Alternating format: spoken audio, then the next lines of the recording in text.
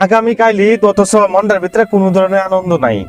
অথচ শৈশবকালের ইতিহাসটি এখনো পর্যন্ত মনে আছে আমার। রোজা ঈদের একদিন পরে জিজ্ঞাইতাম, আম্মা কুরবানি ঈদ কোন সময়? আম্মা কইতো এই তেমন একটা বেশি দিন নাই, 2 মাস 14 দিন আছে। মানে খুবই অদ্ভুত না বিষয়টা? কারণ তখন তোর হিসাব জানতাম না।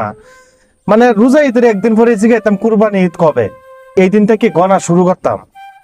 অথচ আগামীকাল ঈদ মানুষের মুখ থেকে শূন্য মাঝে মধ্যে মনে হয়, আবার মাঝে মধ্যে বললে যায় আগামীকাল ঈদ যে।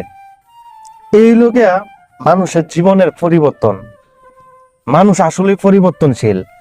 বয়সের সাথে সাথে মানুষের অনেক কিছু চেঞ্জ হয়। মানুষের যখন টেনশন ধরে তখন আসলে অনেক কিছু ভুলে যায়। শৈশবকালে কিন্তু আসলে কারো টেনশন থাকে না।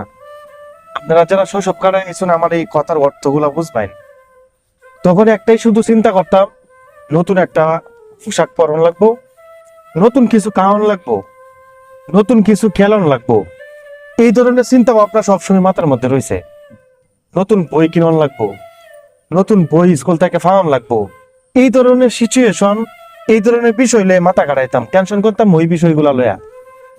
আর এখন শৈশবকাল পার করলাম, বিয়া শাদী করলাম, আস্তে আস্তে কিছুদিন পর গেল, ফোলাফান হইলো, মানে বয়স বাড়তাছে, আবার টেনশনটাও কিন্তু বাড়তাছে।